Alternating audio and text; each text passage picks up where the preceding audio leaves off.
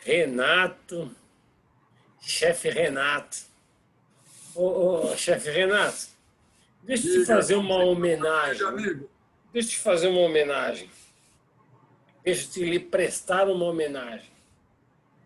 À altura da nossa amizade. É feliz o acampamento na floresta. Junto de nós passa um regado a murmurar. Em seus ninhos os passarinhos fazem festa.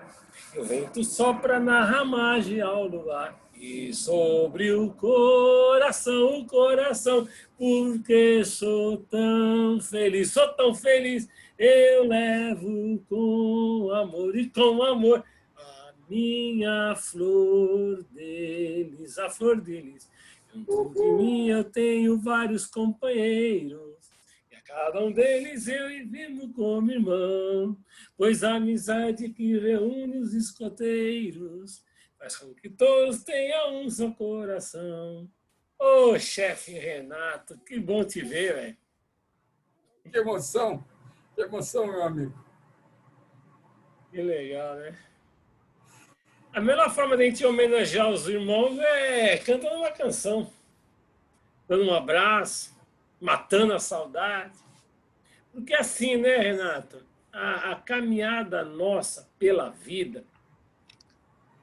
Você me Essa... fez, você me fez lembrar de quando eu era lobinho e o Balu, esse lobinho aí, que está com a minha irmã e mais uma amiguinha dela.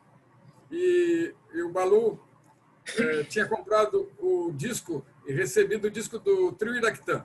Ah. E nos convidou para ir à casa dele para ouvir. Né? Viemos do norte, do sul e do leste. E do leste, viemos do norte, de todo o Brasil. Então, essa é uma das letras mais lindas do cancioneiro escoteiro, mais profundas. É. Uma letra que tem o movimento social, a sociedade, a relação do escotismo com ela. Né? Debaixo das lonas são todos irmãos. E lavando a panela é igual, né? Lavando a panela. É, só quem viveu essa emoção aí sabe da Não importância. importa rico ou pobre, debaixo das lonas, lavando as panelas, somos todos irmãos. E assim, né? Assim, irmão. Quando a gente põe o nosso vestimento escoteiro, a gente não sabe se o cara é médico, se o cara ele é advogado, se o cara ele é ascensorista de elevador, se o cara ele é um lixeiro, se o cara é um atendente de balcão, não importa, é todo mundo igual. Nascido em palácio, nascido em favela. Debaixo das lonas, lavando as panelas, somos todos irmãos. Que riqueza diversa. Essa música é uma das minhas preferidas e sempre quando eu estou em dúvida sobre alguma coisa, eu gosto de ouvi-la. Porque ela me mostra o quanto a minha mãe teve a sabedoria de me colocar no movimento escoteiro, quando eu tinha 11 anos, né, Renato? Mas assim, mais do que isso, Renato, a gente já se conhece tantos anos, foram vários encontros e desencontros, encontra na rua, encontra no centro, encontra lá na Berrine, e vai para cá, e vai para lá, eu com a máquina fotográfica, ou às vezes no encontro escola, às vezes registrando alguma coisinha, algum encontro dos velhos lobos, algum encontro assim, assado, estamos vira e mexe esbarrando pelas caminhadas da vida. Porque em algum momento, Renato, em algum momento, alguém deixou uma pista ali no caminho. E nós fomos seguindo essa pista. Em algum momento a gente se desviou para uma bifurcação e lá na frente a gente se encontra. Hoje estamos nos encontrando de novo aqui para comemorar a nossa amizade e principalmente querendo aproveitar, Renato, para saber como é que esse menino aqui, cara de travesso, entrou para o grupo escoteiro. Que grupo escoteiro era esse, Renato?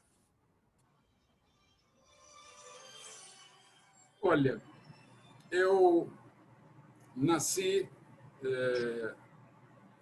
em Rio Grande, no Rio Grande do Sul, na cidade de Rio Grande, e morava num bairro operário.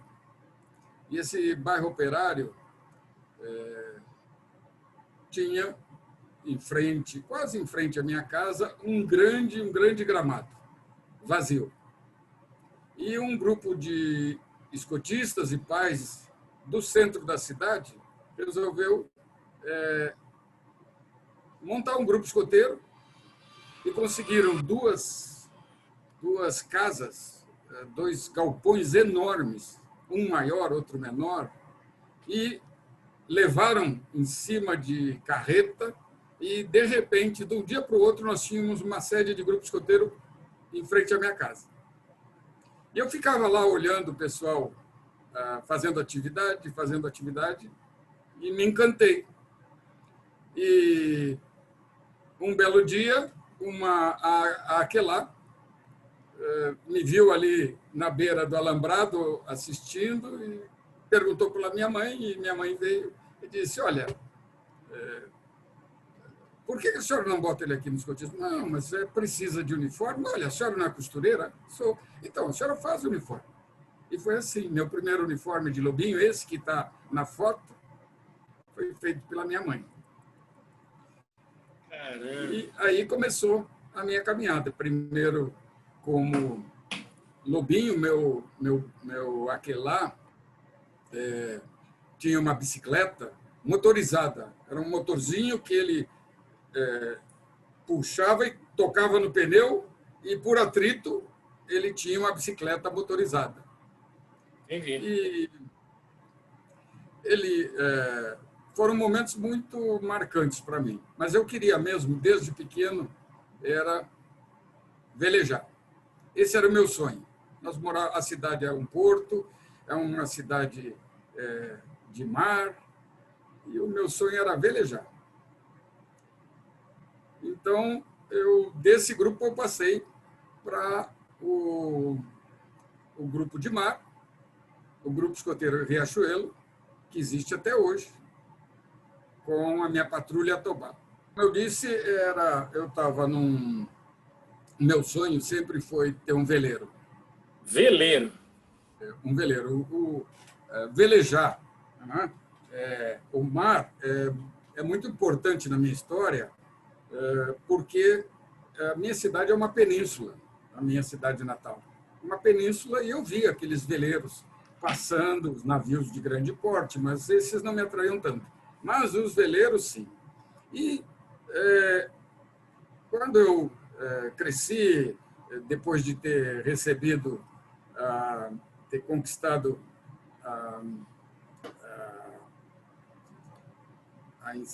a insígnia de Lobinho Cruzeiro do Sul, né? Mas que grupo escoteiro que era esse? Peraí, cadê o meu? Aqui. Ó. Vamos ver. Pronto, peraí.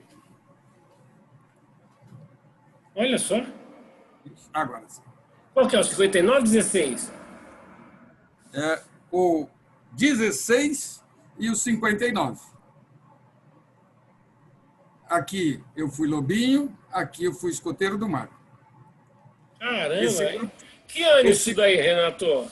Que ano? Esse foi o 958, 59. Caramba! Nessa época ainda. Ainda nem estava registrado nos calendários. Então, nosso grupo, como lobinho, era bem em frente à minha casa, e a gente tinha muita interação com o grupo. Que cidade que era, Renato? Só por curiosidade. Qual cidade que era? Rio Grande. Cidade de Rio Grande é um porto marítimo, é o único porto marítimo do Rio Grande do Sul.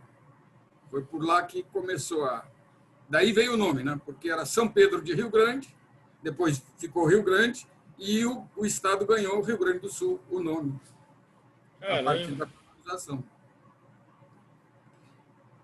Então, esse grupo escoteiro, assim, o que a gente podia dizer?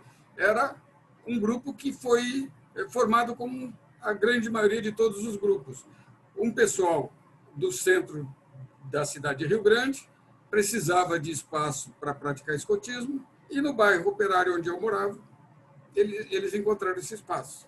E com um galpão e uma outra casa desmobilizada pelo porto da cidade, eles conseguiram como doação e o direito também de se instalar lá.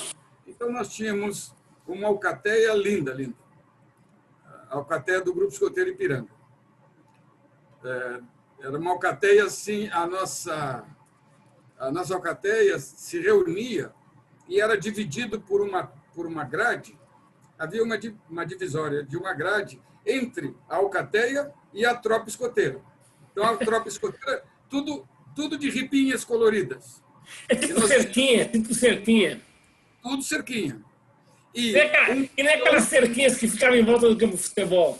Não, nós entrávamos pela porta dos fundos e os escoteiros entravam por uma porta que se abria na frente desse galpão retangular bem grande. E tinha um portão também de cerquinha, né? Que se abria na hora da passagem. Ah, tá. O ritual de passagem, então, abria a cerca, ela virava o rio, daí aquela fazia a passagem. A passagem. Cada matilha tinha um cepo para sentar o primo. E eu subo lá no fundo. E aí, quando a gente, em dias de passagem, a alcateia toda se formava em frente aos bancos, os dois cepos eram colocados no portão, o portão se abria para o lado escoteiro e tinha uma travessa que ficava em cima dos dois cepos e o lobinho pulava e, a partir dali, ele ia para a Cidade dos Homens. Que legal! Mas era magnífico, porque nós tínhamos uma enorme coleção de animais e pedras e outras lembranças na alcateia, numa parede toda, lembro até hoje, toda com estantes num nicho. E cada patrulha tinha o seu também. A gente olhava do nosso lado e ficava extremamente ansioso para um dia chegar lá naquela patrulha, né? E essas são as minhas boas lembranças. Uma outra coisa, eu fui ajudante de MOR. Porque tinha o MOR, né? Na época tinha o MOR, e o MOR ele levava as 3 faixas. Isso mesmo. No ombro, né? Porque os primos tinham 2 faixas, amarela. Eu fui primo e ganhei 2 faixas e meia. 2 faixas e meia. Então, o MOR, numa das fotos que eu te encaminhei, você tem lá a gente desfilando na cidade. Que legal. No 7 de setembro. E na frente ia o MOR com a bandeira da alcateia, eu logo atrás com o totem e depois as matilhas formadas. Bons tempos. Que barato. E quando você passa lá na cidade, você voltou lá depois ou não? Eu voltei durante muitos anos, quase que anualmente. E assim o grupo? Não, o grupo, com o tempo, parou de funcionar. A sede foi tomada pelas construções. Eles não tinham mais o terreno, aquele gramado enorme, enorme, de uns 300 metros por uns 200 metros de largura, e não existia mais a possibilidade. Como a maioria dos escotistas vieram do centro da cidade, eles terminaram não conseguindo manter o grupo. E foi daí que eu, então, consegui começar a realizar meu sonho de velejar e de remar, indo para o outro grupo, que é o Grupo Escoteiro Riachuelo. Esse, sim, existe até hoje. Caramba, Renato. A patrulha... A patrulha? Atobá. Atobá, que é uma espécie parecida com um pato d'água marinho. Tá. Então, patrulha Atobá, cores amarelas e azuis. Que show de bola esse. Então, E esse fazia... nome Atobá não tinha no escotismo para rapazes, tinha várias sugestões, né? Atobá não tinha, né? Não, porque quando eles editaram a versão aqui em português, eles incluíram também os animais totens para o escotismo do mar. Entendi. Então, era parte do manual também. Renata, e o mais engraçado de tudo, vamos ver se eu estou errado no meu ponto de vista. Naquela época, quando você começou com o lobinho, depois você passou para escoteiro e tal, tinha os chefes que estavam ali, né? E eles aplicavam o escotismo baseado ou no escotismo para rapaz, ou no velho lobo, aquelas coisas todas. E faziam um trabalho muito rico. Mesmo eles não tendo uma formação sólida do escotismo profundo tal, como depois nós viemos a ter, né, Renato? Você lembra desses primeiros chefes, de alguma coisa que eles te ensinaram, que mesmo eles não tendo aquela formação de um escotista que depois, tanto você quanto eu viemos a ter, mas que foram muito significativos na sua caminhada pessoal e profissional? Olha, eu podia compartilhar com você dois momentos. Um momento, ainda na Alcateia, no dia de eu fazer a minha promessa de lobinho. E nós tínhamos uma Alcateia completa e estávamos todos em círculo, em torno do mastro, e uma lobinha e um lobinho foram voluntários para hastear a bandeira numa manhã de domingo, muito ensolarada. E eu esperando para fazer minha promessa. E, como às vezes costuma acontecer, os Lobinha e Lobinha, puxaram a driça. E quando a bandeira já estava um pouco alta, e o nó se desfez e a bandeira foi caindo. E aí eu tive aquele insight, olha, a bandeira brasileira nunca toca o chão. E corri, e lembro até hoje, segurei a bandeira com muito orgulho, entreguei e voltei correndo para o meu lugar. A chefia tratou aquilo com muita naturalidade e sabiam fazer o hasteamento como deve, e no momento seguinte, eu fiz minha promessa escoteira. Isso marcou bastante a minha vida com relação aos símbolos pátrios, como a gente se posiciona, e posteriormente também no Grupo Escoteiro do Mar, que foi outra experiência magnífica. Mas isso anos depois, quando eu estava já na faculdade de engenharia, eu fui fazer Operação Rondon no campus avançado, lá em Cáceres. Mato Grosso. Lá em Mato Grosso. E pela universidade. E fui designado, eu levei todo o material para fazer análise de água, dos postos de fornecimento de água para o batalhão de fronteira do Exército, que a sede era lá em Cáceres. Eu, então, fiz todas as amostras, fui coletar, andei num Búfalo, o avião, com toda aquela fumaça lá por dentro.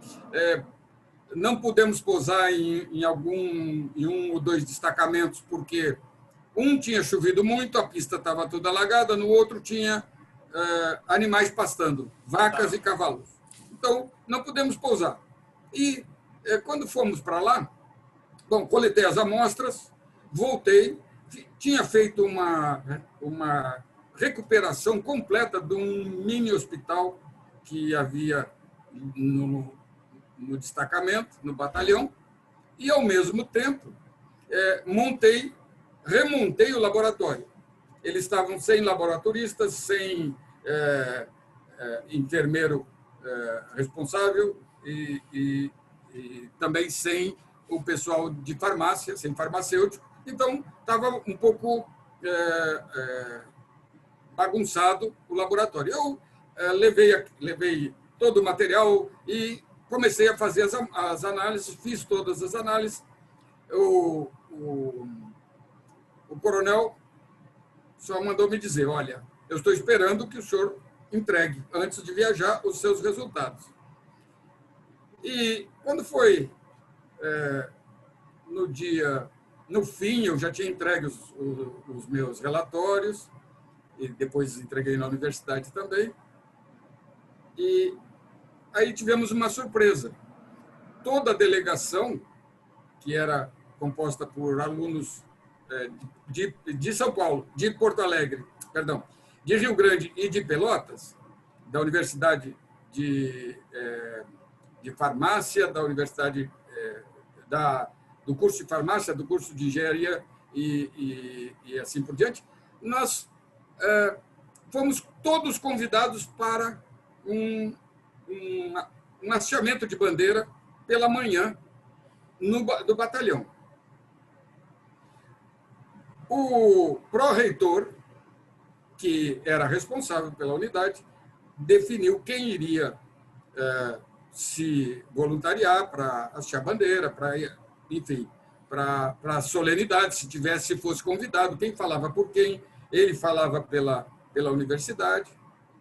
E chegamos lá, e, na verdade, tinha o batalhão inteirinho formado, perfilado, no campo, em frente à bandeira, e todo o oficialato presente. E o coronel, ao começar, determinou que começasse a cerimônia, os pelotões vinham, se perfilavam, batiam continência e voltavam e se alinhavam em frente à bandeira. E, quando estava tudo pronto, o coronel fez a surpresa de me chamar para hastear a bandeira. E aí todo mundo ficou se perguntando, e até para mim, por que você foi chamado? Eu não sei. E aí, quando eu cheguei junto ao mastro, peguei as adriças, ele me disse, todas as suas amostras estavam absolutamente corretas, porque nós fazemos periodicamente análises no Instituto Adolfo Lutz, em São Paulo. Então, eu lá num laboratório simples tinha sido verificado contra o Adolfo Lutz, aqui de São Paulo, um dos maiores laboratórios do Brasil.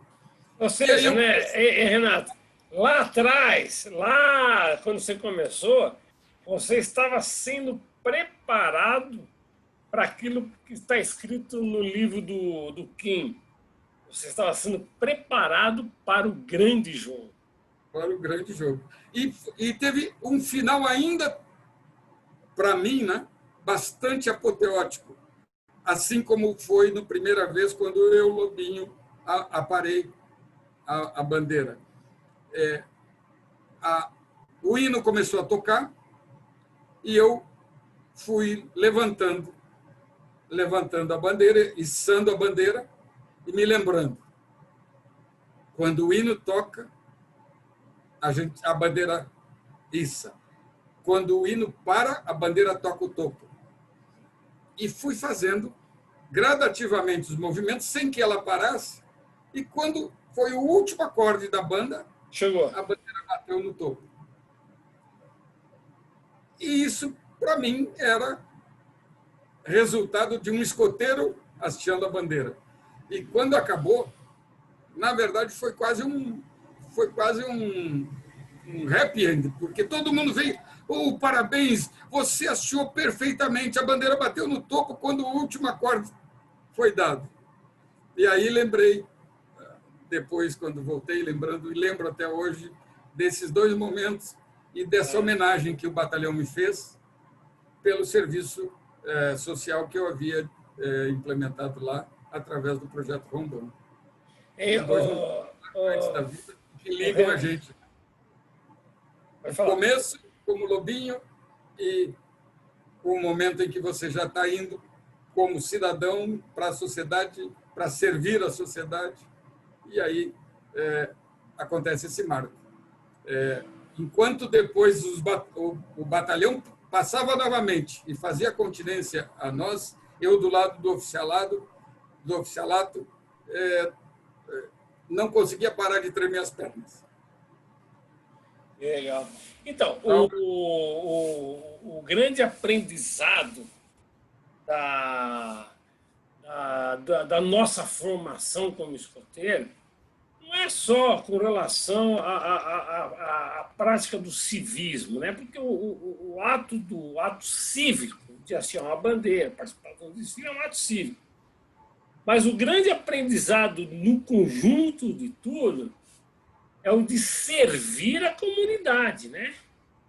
Então, de uma certa forma, chefe, a sua participação junto com outras pessoas, participando do projeto Rondon, com formações diferentes, cada um com uma experiência de vida, vindo de vários cantos do país para aquele projeto lá em Cáceres, também é um marco na prática do princípio básico que rege o movimento escoteiro, né? Que é o da fraternidade e o do servir, né? Que esses são os pilares, né?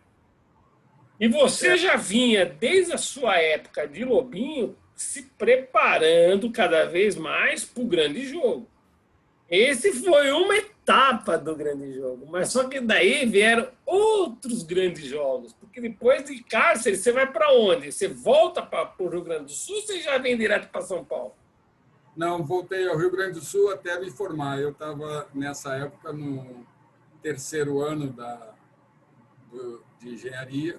Ainda tive, entrando no terceiro ano, ainda tive mais 3 anos pela frente, foram 5 anos no total.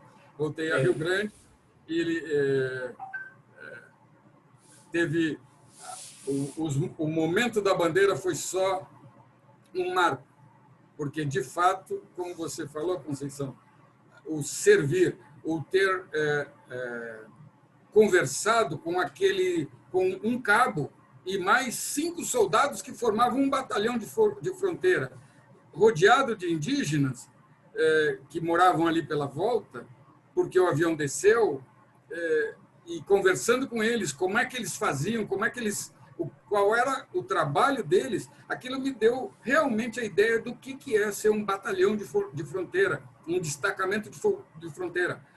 Só chegava por terra a cada 30 a 60 dias e avião a cada 15 dias. Então, o tamanho do nosso país, os desafios que ele representa, eu voltei de lá de uma forma assim, com uma percepção muito, muito forte de que realmente é um grande país, mas que está sendo feito por todos nós. E aí voltei a Rio Grande e completei meu curso e fui para Blumenau, fiquei 2 anos em Blumenau e me convidaram para vir para São Paulo. E aí, em São Paulo, meus filhos nasceram, me casaram. Um belo dia, 2 anos depois que eu fiquei bem quietinho, eu e a Vera, bem quietinhos lá. Não, porque a Vera, sua esposa, você casou com ela lá em Blumenau ou no Rio Grande do Sul? Casei com ela em Rio Grande, no Rio Grande do Sul. E ela já tinha envolvimento com o escotismo ou foi por sua influência? Não, não tinha, não. Ela professora normalista. Quem já foi professor, já viu um professor normalista sabe o perfil. E ela sempre me dizia: eu nunca vou acampar. Eu tenho medo de aranha, tenho medo de cobra. Ela foi a primeira Eu também. pessoa aqui em São Paulo a me convidar e vamos sair dessa selva de pedra e vamos passar uns dias caminhando na serra, junto com mais outros escotistas, mas não pelo grupo escoteiro, mas pela amizade que nos unia. E fizemos depois 2 jornadas, já bem mais recentes, a questão de 10 anos atrás, e na Serra do Mar. Só com mochilas nas costas, bandeiras ao vento. Pô, 100 lugares onde tem a Praia da Joaquina, e você, para chegar lá, só de canoa num primeiro trecho e depois a pé. E não tem ônibus e não pode ir de carro. E foi uma das maiores aventuras escoteiras que vivi junto com mais 6 casais quando a gente era adulto. Fomos 100 os jovens. Que legal. Mas aí você tem mas daí você tem São Paulo, quando você vem para São Paulo, você já entra no grupo escoteiro? Você já tinha essa semente dentro de você. O que aconteceu? Por uns 3 anos, 4 anos, talvez uns 5 anos depois, na verdade, casamos, a gente teve o primeiro filho em Blumenau, e aí viemos para cá. Então, quando o segundo filho ficou na idade de lobinho, então foram 7 anos depois,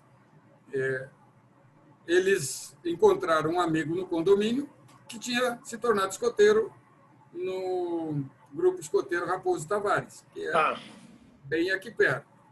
Eu sei, lá na Raposo Tavares mesmo, lá no parque, né? Isso.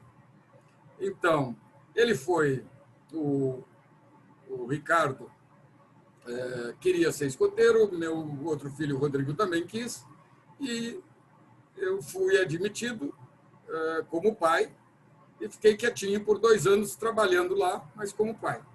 Mas isso em que ano, Renato? Puxa vida, agora você me pegou. Tenta puxar pela memória para a gente contextualizar assim no tempo e espaço. Olha, eu diria que isso foi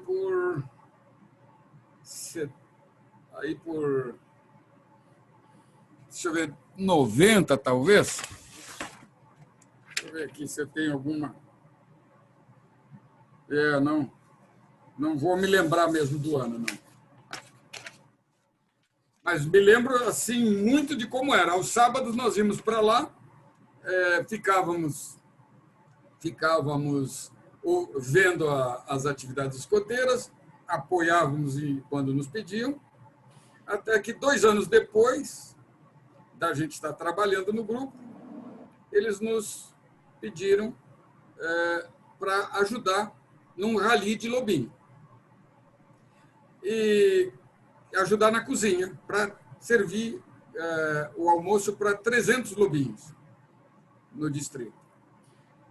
E Dom Bolinha, não sei se você conheceu Dom Bolinha, era um frei ele tinha um grupo, o grupo ali no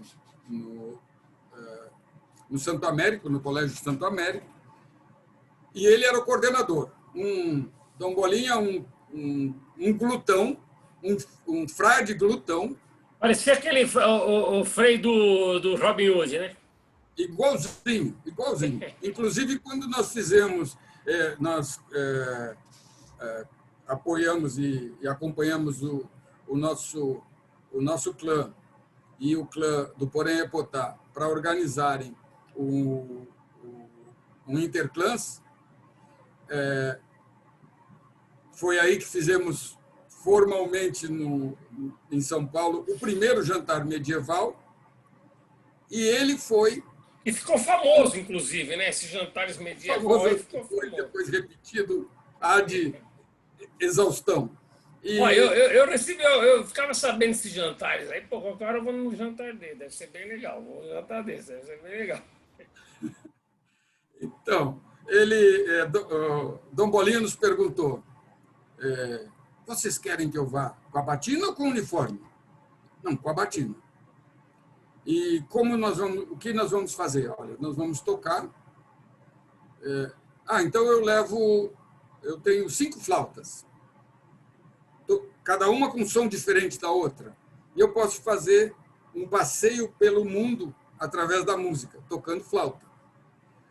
Então, nós tínhamos um frade, nós tínhamos um menestrel. Um trovador, um menestrel, né? Um trovador.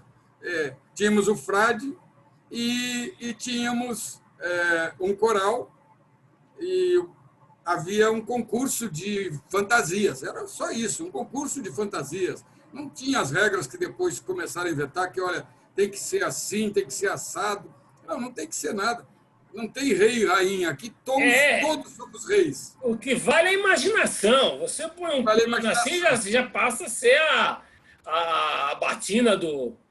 Põe um negócio na cabeça e a coroa. O que é importante é a imaginação.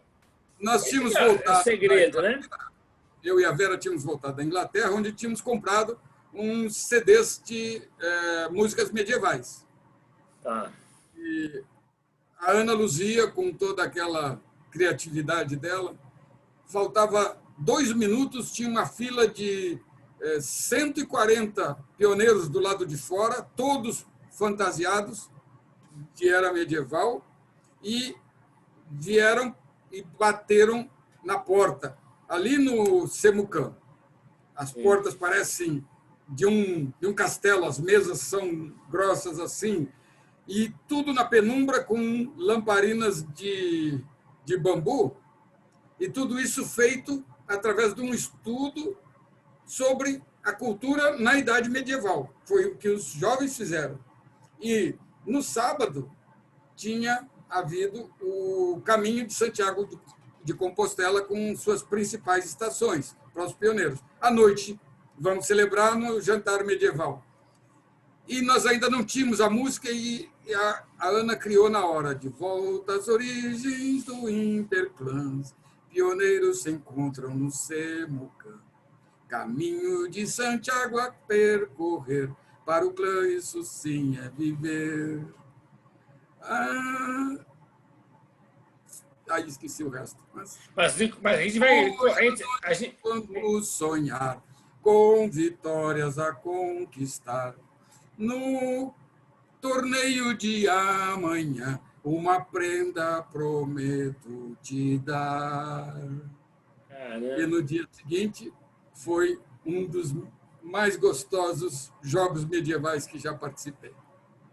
Nossa, e a juventude, as criançadas, tudo se divertindo, se confraternizando, né? Dando asas à imaginação, porque o barato do escotismo é isso, né? Uma hora você está fazendo um jantar medieval, com todo aquele clima, com todas aquelas coisas improvisadas. Numa outra hora você está lá fazendo uma viagem espacial, conquistando o espaço. Numa outra hora você está lá fazendo um safari fotográfico pela floresta lá da África, né? Isso que é o grande barato que desperta no jovem essa vivência lúdica, né? Que contribui na formação, né? Veja só, havia um questionamento muito grande por parte da então direção regional sobre como nós iríamos controlar a disciplina durante o evento. E,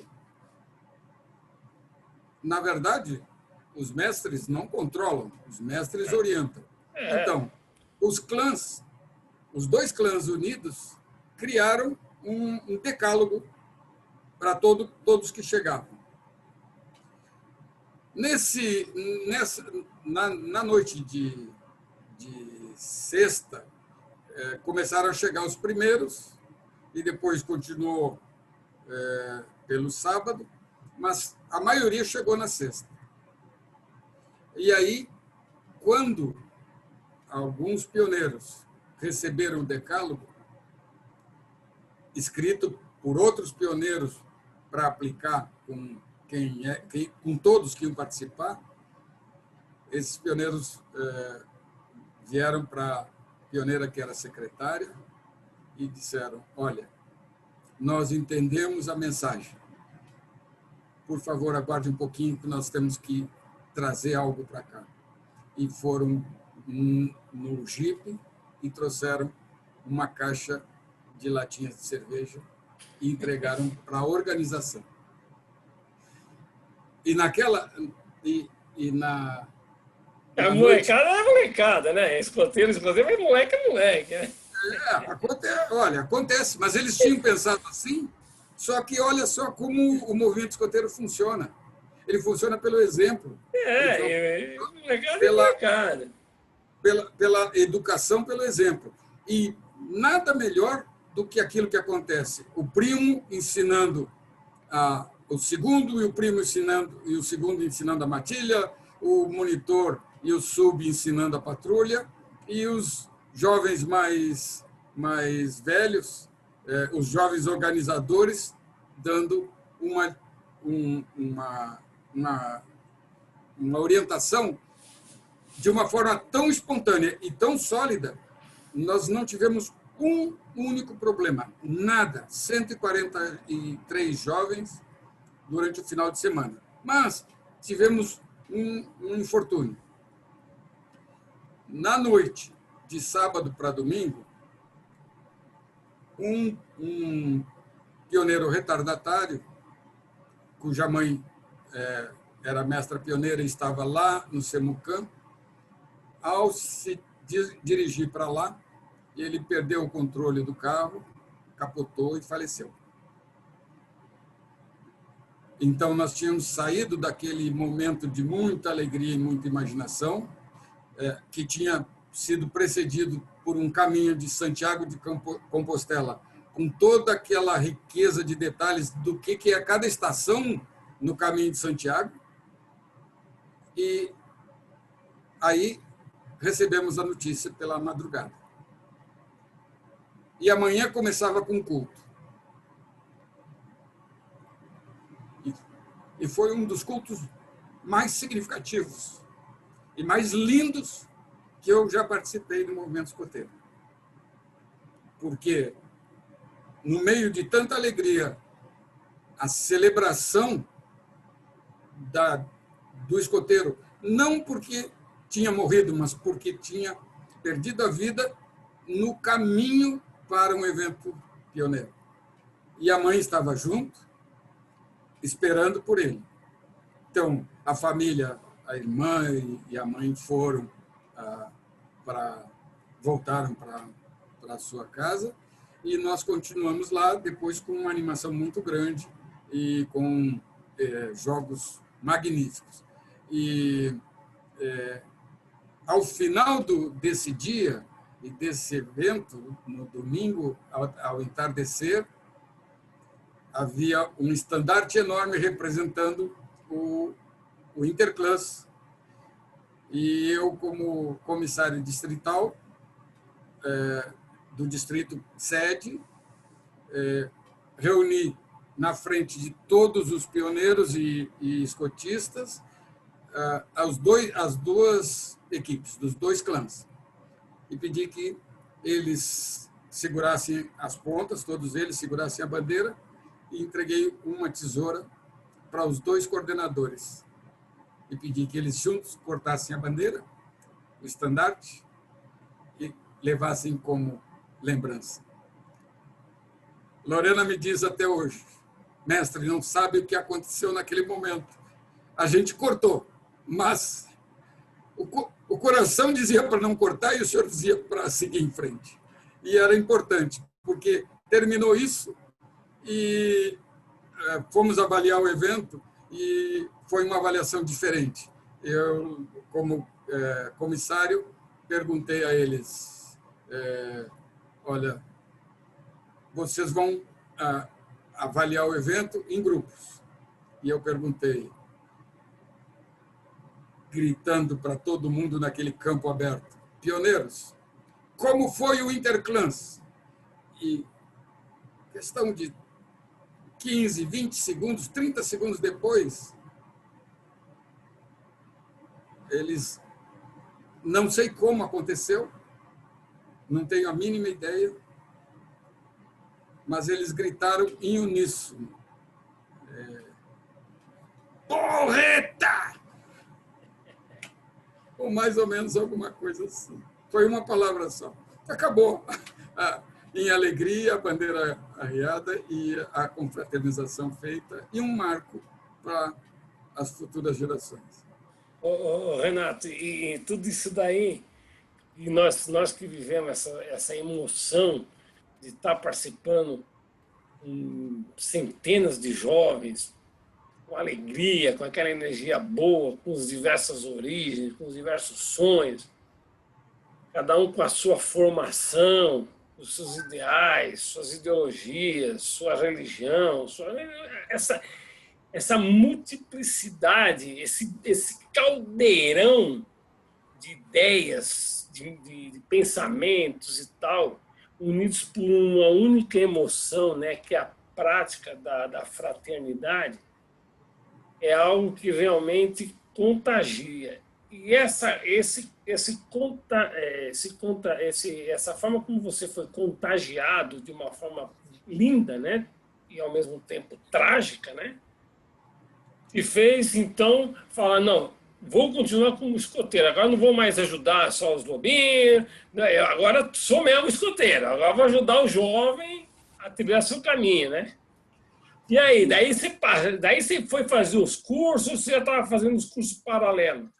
Uns cursos feitos, porque como o pessoal precisava de um chefe de grupo, num momento em que eu entrei com meus filhos no grupo, eles descobriram que eu tinha sido escoteiro e lobinho e tinha participado de muitas atividades. Então, eles me convidaram a ser escotista, escotista e dirigente, e aí fui fazer os cursos. Então, quando eu fui a comissário, já estava com isso bem avançado. Eu já estava, nesse momento lá do Interclãs, tanto eu quanto a Vera, eu tinha conquistado a insígnia de madeira, e a Vera esperou 2 anos para apresentar o trabalho dela para que não as vivências não fossem iguais. E aí, nesse momento, ela também já tinha conquistado.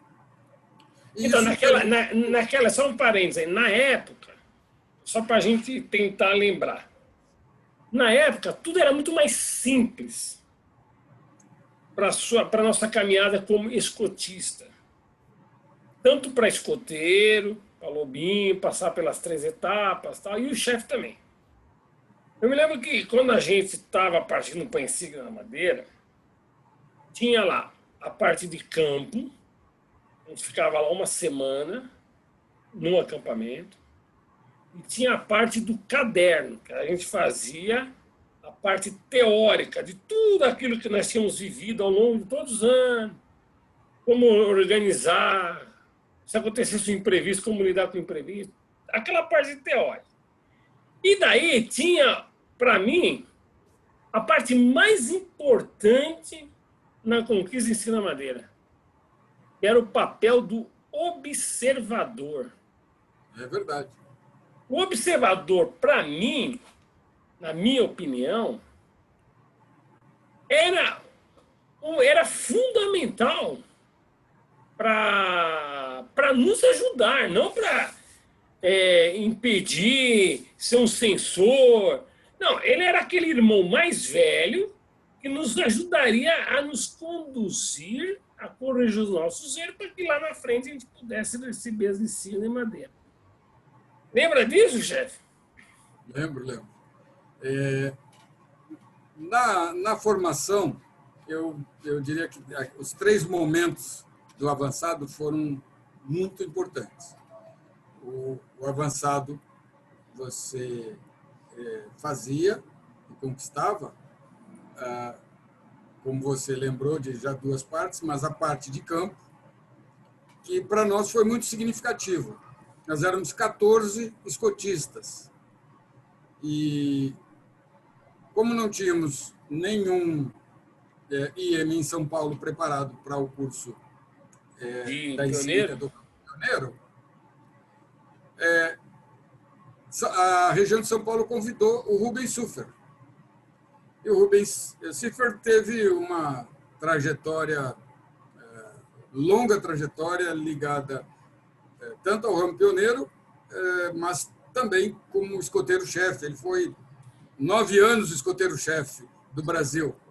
E ele veio e nos reuniu e perguntou na primeira sessão, logo depois da bandeira. Veio de barbinha, veio de barbinha. Veio de barbinha. E ele nos disse, o que vocês preferem? Eu posso aplicar 80% do conteúdo que eu trouxe, 100% ou 120%. Depende só de vocês. A diferença é que, se vocês quiserem 120%, nós vamos entrar madrugada dentro. E foi... Queremos 120%. Foi, todo mundo concordou, né? Fizemos o nosso...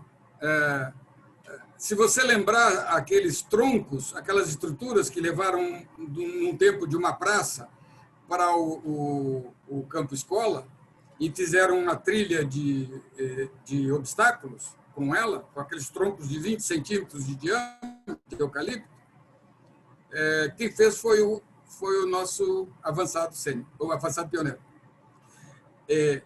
O Rubem, no final, nos disse, eu não acreditava que vocês iam conseguir só 14 pessoas e tendo 2 pessoas não tendo plena atuação na parte física. E uma delas foi a Vera. No dia que saímos fizemos a cadeia da fraternidade e cantamos a canção e fomos nos despedir. A Vera, quando chegou, ela veio antes de mim, e quando ela chegou comigo, ela disse, me abraçou e disse, Renato, eu tenho uma surpresa para te contar. Nós já tínhamos filhos de 16, 18 anos. Eu estou grávida. Foi um certificado foi um presente e um certificado de conclusão do curso, né? E ela me disse mais assim, só tem uma pessoa, além de você, que já sabe, que foi o Rubem Suffer, nosso diretor, porque eu tinha que dizer para ele que eu estava grávida. E aí precisava me preservar, já que a idade não era tão nova. Caramba! E foi um marco a parte 1, né? Aí...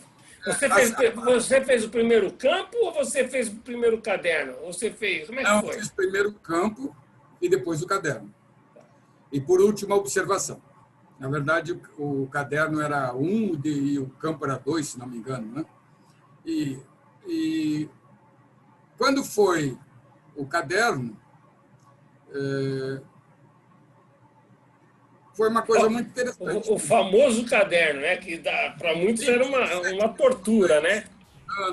Mas eu tinha cancioneiro do ramo pioneiro criado pelos pioneiros e por mim e pela Ana. Eu tinha vivências, um conjunto enorme de vivências com o clã, que foi um clã magnífico, que foi um clã que renasceu das cinzas lá no Raposo. Então, esse conjunto todo tinha muito material novo e inédito. E eu fiz um caderno realmente bastante completo, durante muitos anos, e de vez em quando, até hoje, eu vou lá me socorrer de alguma coisa. E o seu caderno foi para que parte do Brasil? O meu foi para Juiz de Fora. Ele ficou em São Paulo. Ah, o seu ficou em São Paulo? Eu estou em dúvida porque, naquela época, o leitor não se apresentava, né? Não se apresentava, o meu se apresentou. Ele só fazia a cartinha no final e, no meio, quando ele mandava perguntas para ajustar. Mas o meu não mandava nada. Barato, velho. E você não soube nunca quem foi? Acho que foi o chefe Orlando. Olha. Chefe Orlando. ele depois escreveu que não havia escrito nada porque não tinha o que recomendar, a não ser uma vírgula na última página, porque a Vera tinha me ajudado, inclusive, a corrigir o texto. E, por fim, a observação, que quem me observou também não dizia que era observação, mas foi o Kizar. Ah, é? O carismático Kizar. Por isso, até hoje, quando a gente se encontra, se abraça e pula que nem uns macacos abraçados. E o Kizar está bem, o chefe Kizar? Faz Olha, anos que eu não vejo. agora, a última vez que eu vi foi em São José dos Campos. Ele estava bem. Está bem? Tava bem. Ele tá aposentado, né? Não está mais no movimento. Né? Não, ele mudou para o interior. Né? Sim. Ele mudou para o interior. Eu morava bem perto aqui da minha casa. A gente se via bastante no distrito, a gente se via, reuniões distritais. Naquela época, parecia que correio não existia, né? Então vinha o comissário, ele era comissário, com aqueles pacotes todos para entregar para os chefes de grupo na reunião do distrito, né? Toda quarta-feira uma reunião, né? E Uma vez por mês, uma reunião. Uma vez por mês, uma reunião. Uma vez por mês. Para mim, essas reuniões eram um desafio, porque minha vida de repórter, sempre viajando por qualquer canto do Brasil aí, às vezes tinha essas reuniões, não dava para mim ir, puta, e às vezes eu chegava em cima da hora e já ia direto para a reunião, às vezes eu estava em qualquer canto do Brasil, quando eu voltava no sábado, já tinha reunião no domingo meu, eu não sei, naquela época eu tinha muito menos tempo e fazia muito mais do que hoje. Então, assim, ainda respondendo a pergunta de como encadeou tudo isso, eu te digo assim, começou lá com o Lobinho, continuou com o chefe Araújo, que era chamado chefe Tatu, porque ele tinha o pescoço realmente bem curtinho, ele era cearense, e todo mundo chamava ele de chefe Tatu mesmo. E ele era, acho que, tenente da Marinha do Brasil. Olha só. Então, nós tínhamos 2 escaleres. Para aprender a nadar, saíamos do grupo, atravessávamos o canal a remo e descíamos nos baxios com água pela barriga e ali aprendíamos a nadar. Momentos muito marcantes, né? De quem sempre queria andar num barco. No final, eu terminei tendo um veleiro, 2 veleiros até. Hoje então, não tem. E você nunca pensou em ser um Almir Klink da vida? Seguir pelo mundo aí? Não, eu gosto das histórias dele, já li todos os livros, mas tem outros heróis ainda muito... Outros aventureiros, né? Foram os heróis que inspiraram ele. Sim. Né? Mas eu terminei uma vez, quando eu era diretor da Castrol, eu contratei o Amir para dar uma dinâmica e uma palestra para toda a minha equipe aqui do Brasil. Foi numa dessas aí que eu fui lá na revista Caras, eu te vi saindo da Castrol lá na Berrine, né? Isso mesmo, foi naquela época. É isso aí. Eu estava indo lá fazer um trabalho para a revista Caras, aí eu falei, Renato, não dá para falar agora. Ô, Renato, daí você passa a ser o... Só para fechar e aí depois você poder fazer a sua edição à vontade. Saindo de Lobinho, depois Escoteiro do Mar, depois entrando não para a chefia direto, mas para a área de administração,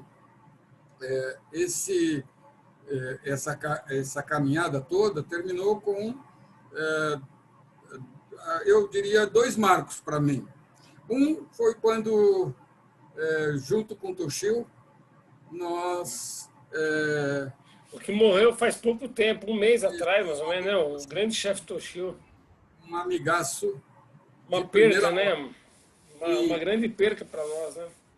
Graças à parceria com ele, a gente conseguiu reestruturar a parte de infraestrutura de escritório da região de São Paulo, a parte de finanças e vários outros pontos.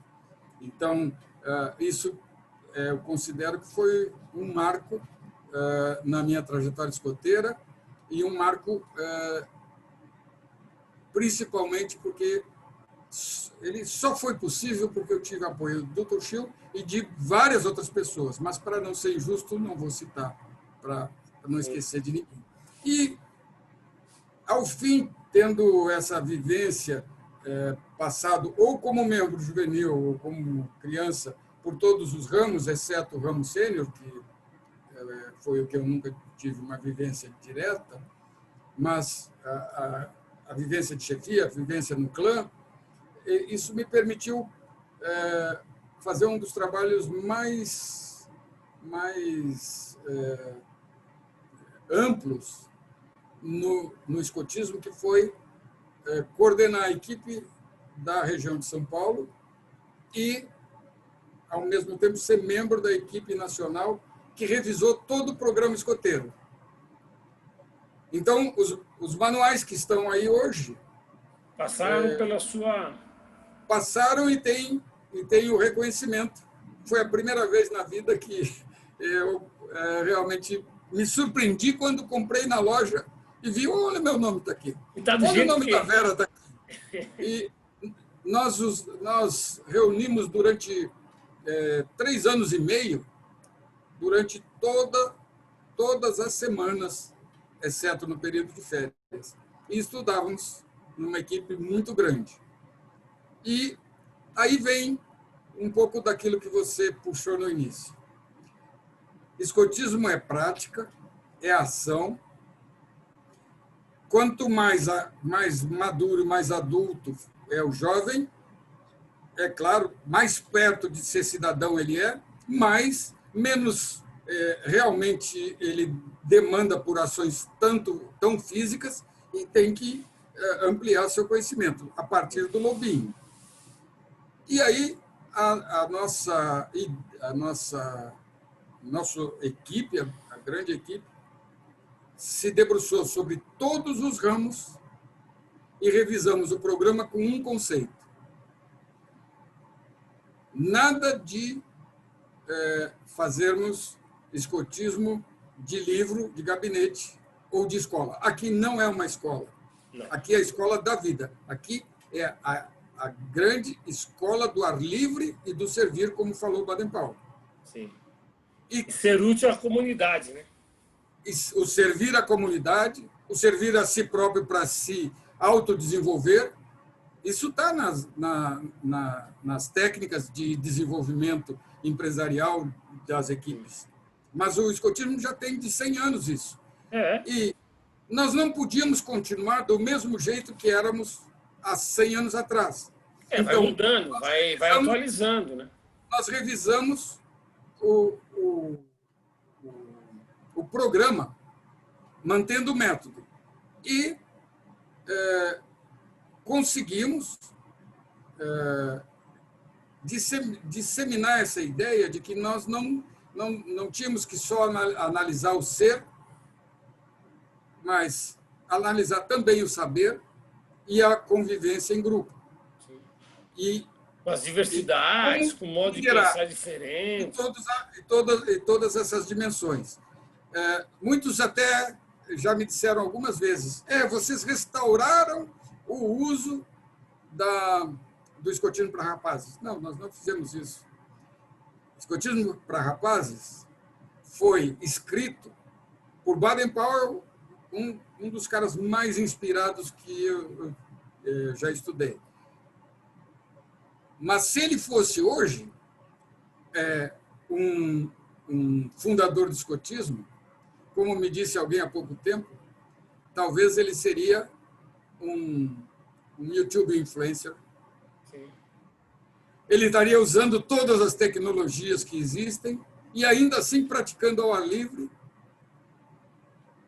na eterna sala de aula e a mais ampla do mundo, que é o ar livre. E as reuniões dele estariam acontecendo embaixo de uma árvore. E por isso, veja, ele foi um globetrotter.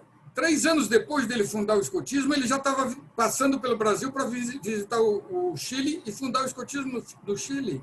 Já imaginou? Esses são os pontos que, às vezes, ficam obscuros. Eu tenho como um presente que eu ganhei do Maurício Moutinho, ele era presidente da região do Rio de Janeiro, e ele me deu uma coletânea que ele publicou das aquarelas do Brasil, aqui em Paranapiacaba e no Porto de Santos. E, olhando para aquilo lá, a gente vê que realmente Baden-Powell esteve aqui com aquarelas lindíssimas. Foi o que mais me deu surpresa, porque eu conhecia, como a maioria, só aqueles esquetezinhos que ele desenhava para ilustrar o escotismo para rapazes. As aquarelas dele são brilhantes, brilhantes. Então, e ele foi um globetrotter, um ser humano que se voltou para o mundo e para a paz mundial. Imaginem, e eu acho que a gente tem que se perguntar, como seria Baden-Powell hoje se, naquela época, com as distâncias enormes, com deslocamento por navio, levando até meses para se chegar num outro país, e ele fez isso. 3 anos depois, ele veio fundar o escotismo no Chile e parou em Santos e pintou aquelas magníficas aquarelas que eu espero que vocês, aqueles que não conhecem, possam ter acesso e entendam que Baden-Powell foi uma figura tão rica e tão inspiradora que ele não pode ser resumido a meia dúzia de folhas e desenhos. Ele foi muito mais do que isso, e por isso está durando mais de 110 anos. Renato, e assim, nessa linha do que você está dizendo aí, ele praticou um escotismo, ele transmitiu uma mensagem numa época em que qualquer pessoa podia ser chefe escoteiro, né? Era só pegar as regras do joguinho lá e vamos ser escoteiro. Era que nem aqueles tiozinhos que fica na beira do campo, na periferia, ensinando os meninos a jogar bola. Então tinha os chefes, tiozinhos também naquela época, que praticavam e davam um método escoteiro, né? E foi através dessa mágica simples de ser a aplicação do escotismo que fez com que, numa época em que não se tinha tantas pessoas acadêmicas, tantas pessoas com formação sólida, fizesse um escotismo que nos inspirou, que as pessoas não têm noção.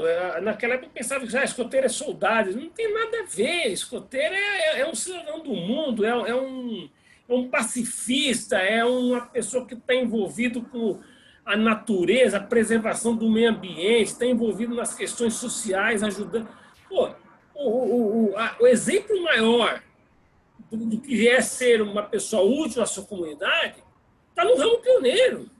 O servir, fazer os projetos junto a uma comunidade, vamos restaurar aquele rio, vamos fazer uma ponte para as crianças passarem.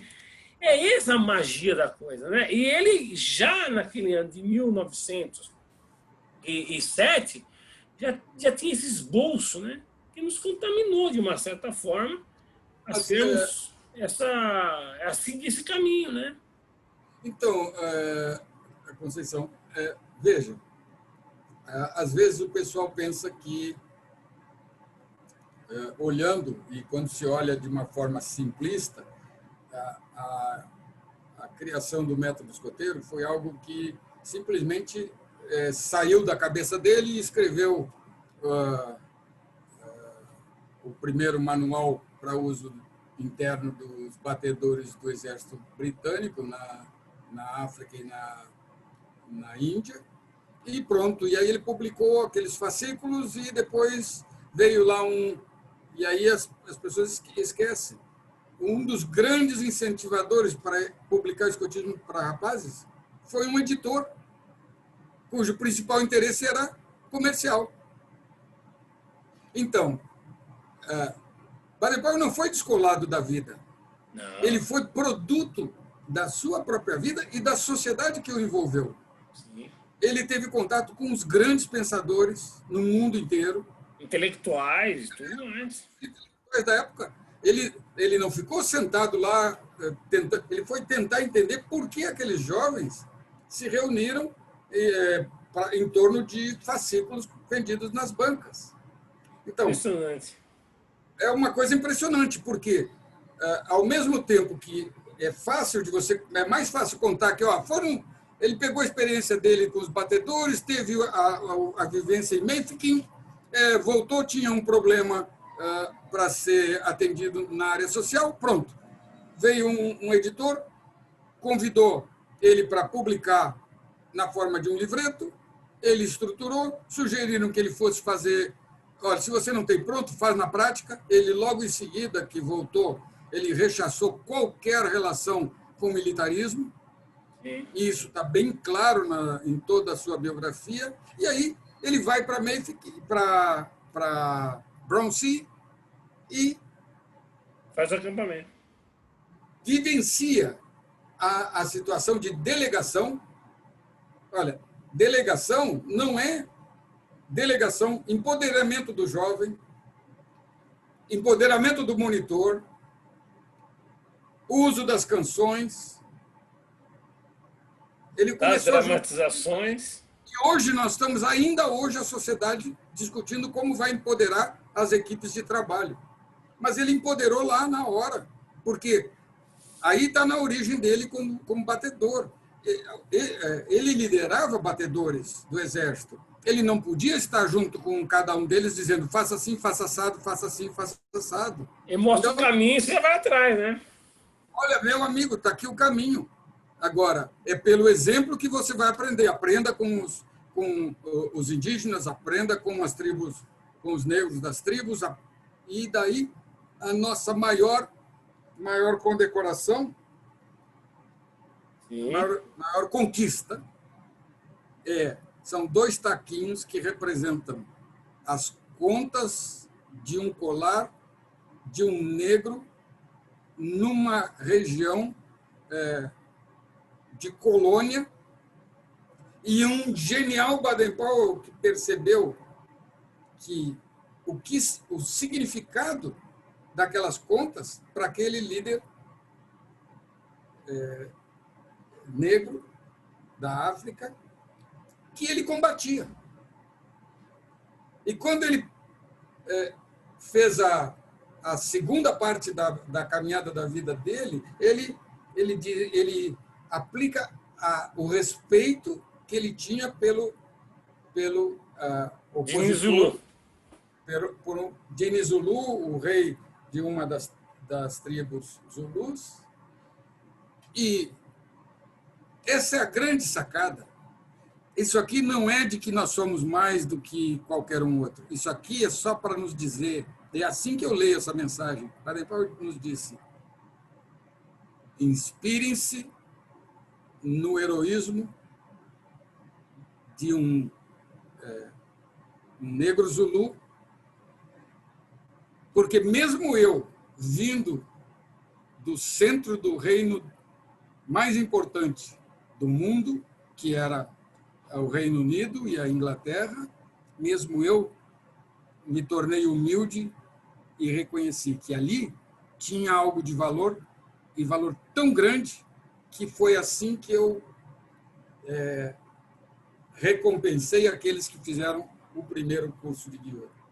Então, é uma visão, essa é a minha visão que eu tenho sobre Baden-Powell e toda a genialidade que ele representou, né?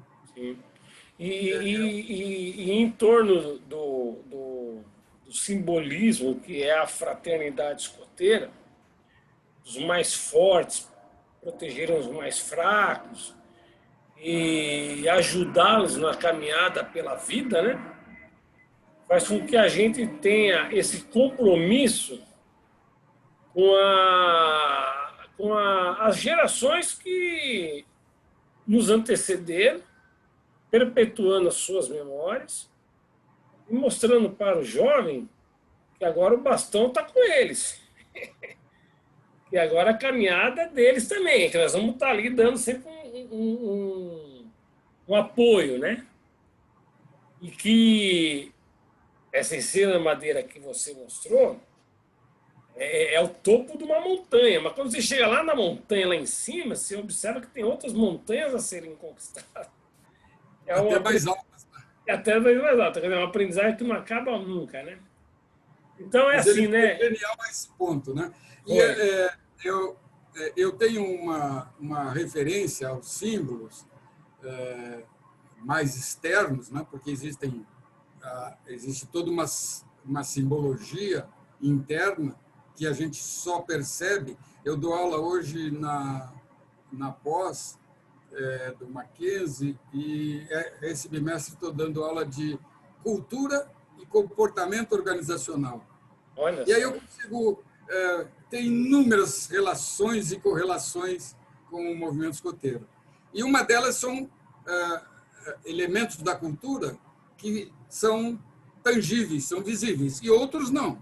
Mas, dentre os visíveis, antes de eu fazer o meu curso básico, um belo dia nós estávamos no grupo e alguém passou e um escotista estava com o lenço e com o seu anel, com o seu Arganel. anel, e uma pessoa ao lado perguntou: olha, o que é isso?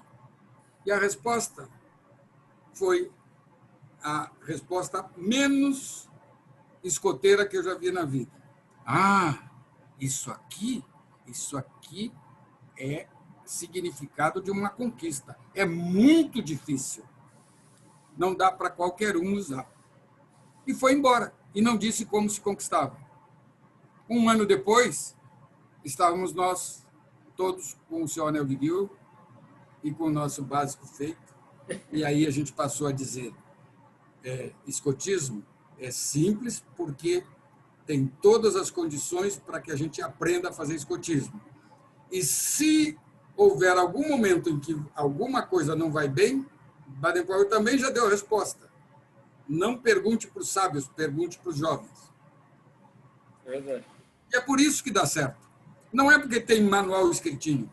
Dá certo porque só dá certo quando se pratica escotismo com esse espírito de empoderamento, de equipes interrelacionadas e complementares de trabalho e de jogos e de exercícios e conquistas simbólicas e sensação e sentimento de humildade.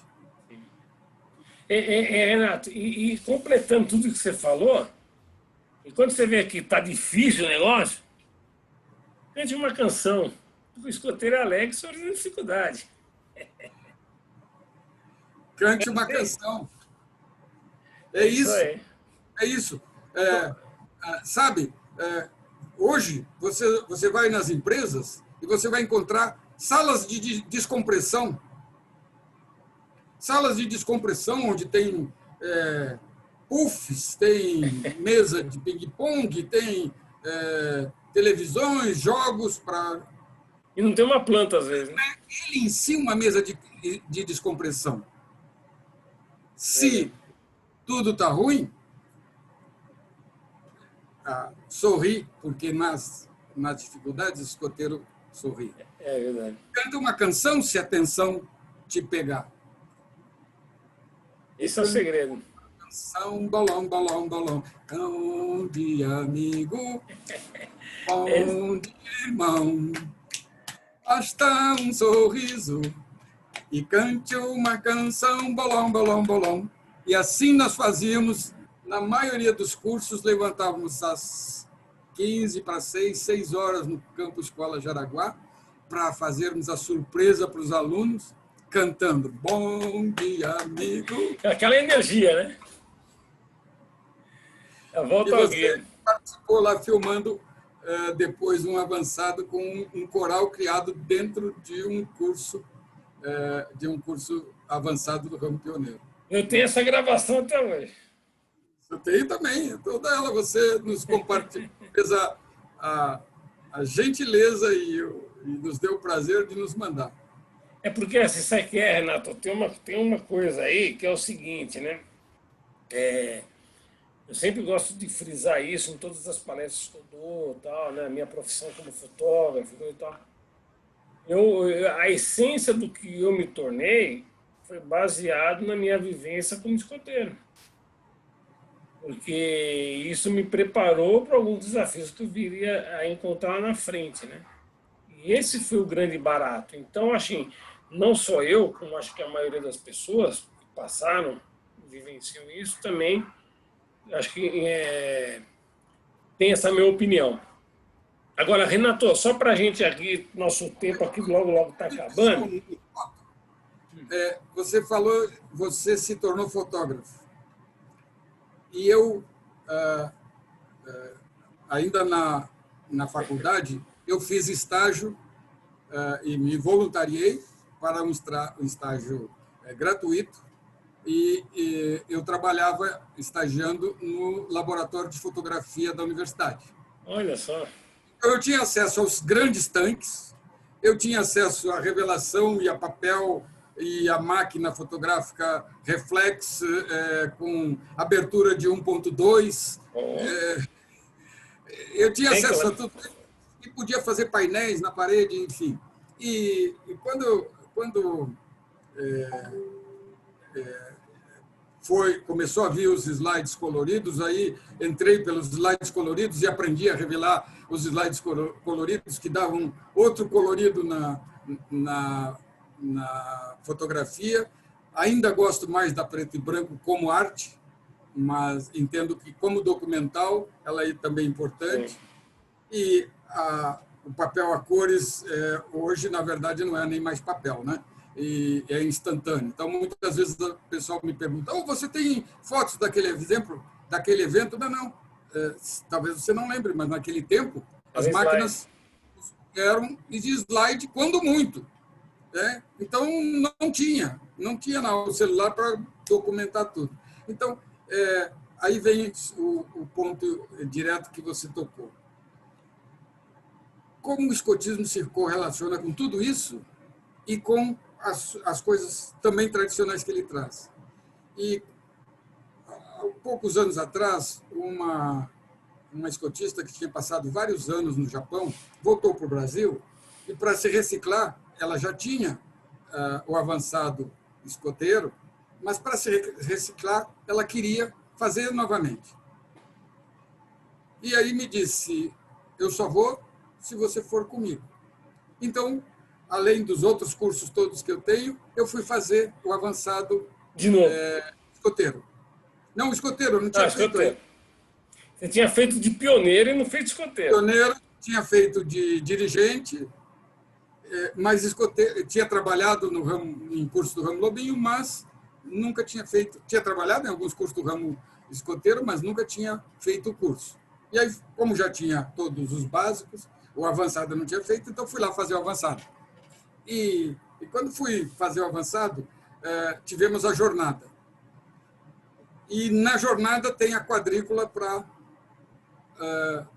para mostrar onde nós estávamos, numa fazenda aí no interior, à beira de uma grande represa, um grande lago. E foi a primeira vez na minha vida que eu usei a quadrícula. E eu sou péssimo de desenho, mas quando eu terminei, olhei para o que eu tinha posto no papel e aquela casa colonial com as palmeiras em frente e vi que as duas eram uma só. Isso é escotismo. E as lembranças que os companheiros que participaram nesse curso, você traz na bagagem até hoje, né, Renato? Eu cheguei nesse curso, eu fui lenhador. E fiquei lá de lenhador e depois fui sempre assim. E quando chegou no último dia, nós lá em Itu, sentamos numa grande roda e foi nos pedido que os participantes do curso escolhessem alguém para receber a insígnia da humildade. E depois de 5 dias direto de convivência, dias e noites, eu tive a emocionante surpresa de ter sido escolhido por unanimidade por todos que estavam lá. Hoje eu digo porque depois que eu deixei a presidência da região, é que eu entendi o papel e a importância do representar uma personagem, que é, por exemplo, ser presidente da região.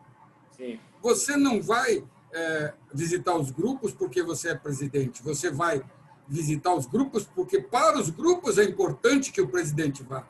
E não você para o vai, presidente. e vai para ajudar, não para fiscalizar, né? Não é para fiscalizar.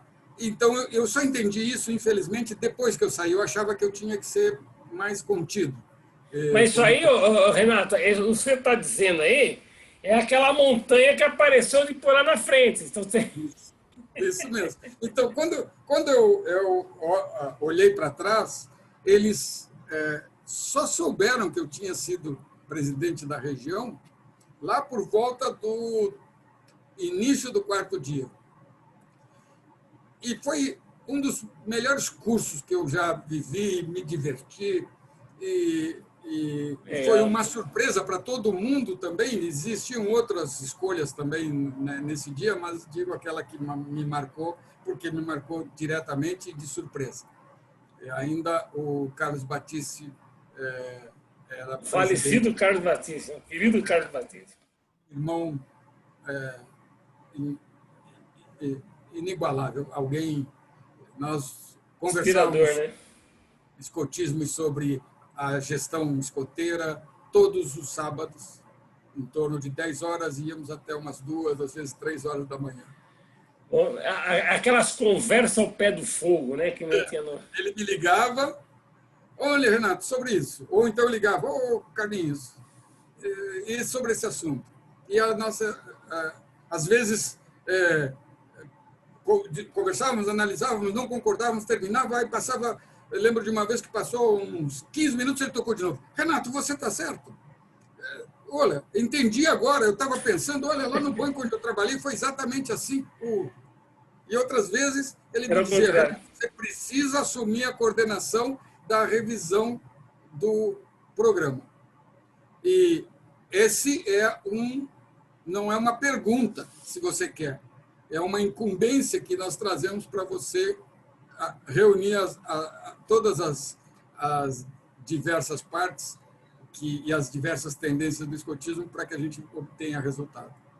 Caramba! Então, Carlinhos foi outra pessoa, Carlos Batista, que Deus o tenha e que ele Toshio, olhem sempre para nós aqui. Não, e tem outros lá também, né? O Torquato, tem uma série de outros lá. Walter Dome, Pancini, esses caras estão tudo olhando para nós aí. Ó, olhando por nós. Ô, Renato, e agora você está na coordenação lá dos Velhos Lobos? Como é que é essa história aí? Acho que essa foi uma das últimas tarefas que me foi entregue e que honrosamente eu assumi. A nível nacional, eu terminei participando ao último momento, e foi uma generosidade do meu vice naquele momento. Eu tive a honra de presidir a Assembleia Nacional Escoteira. E naquele momento, o perlincheiro era ele ou eu. E ele, quando estava ainda na cerimônia de abertura da Assembleia, lá em Goiânia, ele ajoelhou do meu lado na escadaria, eu estava sentado na poltrona, e ele ajoelhou e disse, Renato, eles querem que a gente presida, e eu gostaria que você fosse o presidente, e eu vou ser seu vice. E assim foi, ele foi muito mais do que meu vice. Então, aquela foto que eu te mandei, ela tem muito significado. É um significado extremamente profundo, de novo, de humildade. Alguém que já tinha sido presidente nacional, tudo, ele chegou ali e abriu mão. E eu disse a ele, olha, eu te agradeço porque provavelmente é a última oportunidade que eu tenho. Já tinha sido vice-presidente na Assembleia Nacional em Foz do Iguaçu, 20 anos, 15 ou 20 anos atrás. Mas e foi assim, o último momento, a partir da humildade de alguém que veio e me ofereceu para estar ao meu lado e para deixar que eu fosse protagonista, que um presidente de uma Assembleia Nacional sempre termina sendo. Então, voltei para São Paulo, fui convidado para participar e representar São Paulo na Statuinte, trabalhei na Statuinte por 3 anos, e aí achei que tinha terminado minha carreira, já tinha recebido Lobo-Guará, recebi lá em Goiânia, foi outra surpresa, e pronto. E aí o pessoal veio e me disse, não, nós queremos criar o Conselho de Velhos Lobos, em São Paulo. E nada melhor que você, que já participou de tantas construções, que participe disso também. Então, o primeiro momento foi quando eu trabalhei junto com o Elmer e a Lenita e estudamos um regimento interno que seria aprovado depois e é o que nos mantém hoje, com apenas 10 itens, 10 capítulos, sem subitens, sem algo absolutamente simples que eu aprendi lá olhando um santo que criou um decálogo parecido para uma cidade que até hoje usa esse regimento para ouvir as pessoas. E esse regimento em Portugal, encontrei pesquisando na internet e achei que ele eram 10 coisas bem simples. 10 capítulos. Então, construímos juntos Seriam umas diretrizes, né? São, o umas diretrizes. O regimento, tal. Ali. E aí, quando chegou o dia da eleição,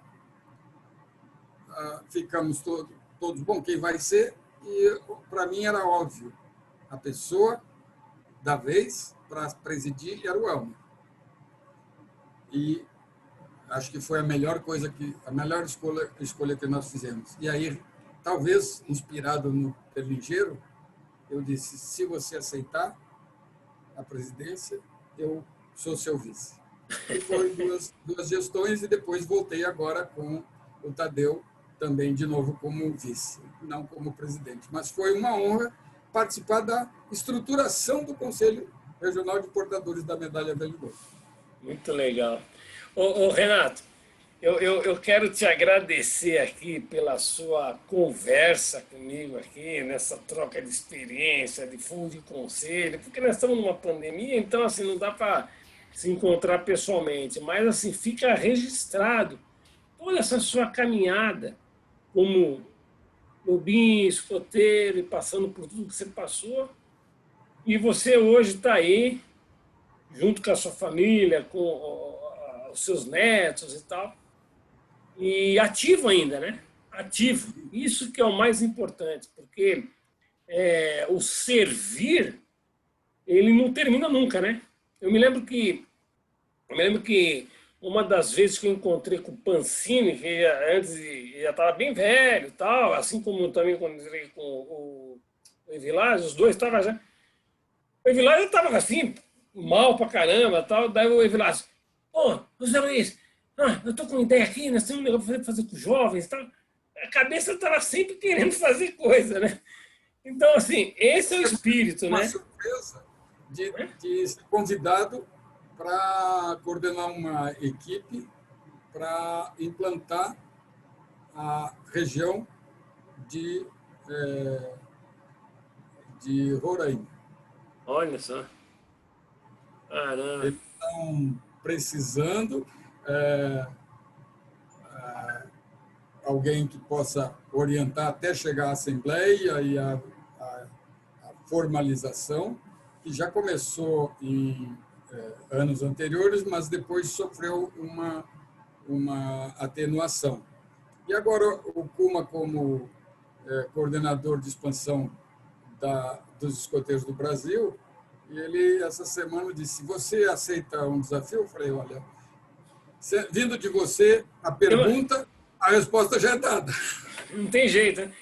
Tem mais uma montanha para subir, aí dá para você subir? Tem mais um montinho ali, ó. Mas é fácil, viu? É fácil, é um Everest, mas dá para ir. Nesse caso aí, o Monte Roraima lá, né? Quem sabe? Quem sabe a gente chega lá perto. Não, é legal, é bonito, um lugar bonito lá. Para chegar, talvez, lá para abril do ano que vem, a gente ter a satisfação de ver que eles vão conseguir se reunir, fazer a assembleia e se tornar realmente uma região escoteira que seguramente tem tudo para ajudar a expansão do escotismo. Legal. E ajudar o jovem, né? Não vou me lembrar das jornadas dentro do Projeto Rondon e as minhas caminhadas aqui com a Vera pela Mata Atlântica por dias e dias. E quem sabe, num breve espaço de tempo, quando vocês fizerem uma outra jornada dessa no meio da Serra do Mar, junto com os netos agora. Olha, não dá. Esse, infelizmente, até que gostaríamos, mas nós tínhamos até um compromisso pessoal e moral de fazer a jornada, porque nós tínhamos que sair de Paraty-Mirim e chegar em Laranjeiras, no aeroporto, e dormir no alto da serra, numa das cavernas. E nunca conseguimos chegar no alto da serra, porque, dado já o nosso porte não tão atlético, nós íamos mais lentos do que a gente previu. Então, uma primeira vez nós levamos 5 dias e fomos até a metade. Na segunda vez, agora nós levamos 7 dias e fomos até a metade. Nossa. Acabamos voltando, nos 2 casos, de barco pesqueiro, agarrado no mastro com aquelas ondas que sumiam como 5 ou 8 metros de altura e ainda bem que não chovia nem trovejava, mas era sol lindo. Mas pouco se via do céu, porque era água para todo lado. E depois que nós voltamos, um dos amigos nossos, o chefe Edson do Raposo, voltando de um Indaba, sofreu um acidente. Ele tinha um Fusca e um ônibus perdeu o controle e veio da pista oposta e imprensou ele no barranco e foram dois amigos queridos e irmãos escoteiros que se foram naquele dia. E aí nós prometemos que, por ele, que tinha feito as 2 primeiras, nós íamos subir. Mas ainda há pouco estávamos reunidos com a outra Vera, a esposa dele, do Edson, pensando: puxa vida, nós devíamos ter subido, mas não deu. Mas ainda dá tempo, hein? Quem sabe? Nunca é tarde. Um morrinho um pouco menor, né? O que importa é o símbolo. Esse é o barato. É o pensamento. Às vezes é aquilo que o Abu Janra fala, né? Não é a velocidade, mas é a direção que se vai. A direção que importa. E é o que nos faz. Né? Eu te agradeço demais. Caramba, chefe, eu fiquei muito feliz de falar com você, de ouvir suas histórias, porque muitas delas eu nem conhecia, né? A gente só sabe algumas coisas e tal, né? Mas é realmente inspirador, né? Você, a Vera, nossa, eu fico muito feliz. Te agradeço, né? Eu lembro que a Vera que dizia que nunca ia dormir numa barraca. E tá... Dormiu ao relento no alto da Serra do Mar, com chuva, num trecho que nós tínhamos pegado uma canoa em Paraty e terminado entrando num saco do Mamanguá, e ali mosquito, pólvora para todo lado, acordamos todo cheio de brotoejas, né? E aí nos disseram: quanto tempo leva para a gente chegar na praia do outro lado? Aí a pessoa: umas 3, 4 horas. Bom, se para um caiçara 3, 4 horas, vamos dizer que a gente vai chegar em 6 a 9 horas. E nós levamos 24 horas para chegar. Nossa. E ela, a Vera, foi que teve a ideia, aí fomos atrás da descrição das trilhas, ela foi aprender sobre como fazer ração para levar em jornada, para cada uma das paradas da jornada ao longo do dia. Calculado. ela e as duas Veras fazendo isso junto, e eu, o Edson, como os mais velhos ali, enfim, exercitando toda a nossa imaginação e audácia de que nós íamos conquistar a Serra do Mar. Conseguimos atravessar a duras penas, mas não foi nas 4 horas que o Caiçara faz, foram 24 horas Mas até chegar na outra praia. E depois da outra praia, caminhamos por 5 praias, dormimos em praia onde tinha só um caiçara que era o responsável pela praia, e seu João, e seu macaquinho, que vinha correndo e grudava nas nossas pernas quando a gente estava tomando café da manhã. Nossa, que legal, Renato. Ó, eu quero Você te me dizer... trouxe todas essas lembranças agora. Oh, e tá gravado. Cronológica, mas... Não, mas tá ótimo. Ó, eu acho perfeito a gente guardar essas lembranças, porque é um documento, né? É legal. Acho importante, porque muitas vezes se perdem, as histórias se perdem. Não, tem que preservar. Renatão, eu vou desligar aqui. Quero te agradecer do fundo do meu coração. Desejar a você um beijo no seu coração, na Vera. E que num breve espaço de tempo a gente se encontre e cante uma canção. Tomara que logo, logo a gente vai se ver por aí. Chefe, sempre alerta. Sempre alerta. Por que perder a esperança de nos tornar a ver?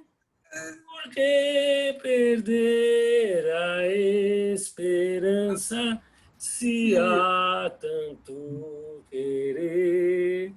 Não é mais que um até logo, não é mais que um breve adeus.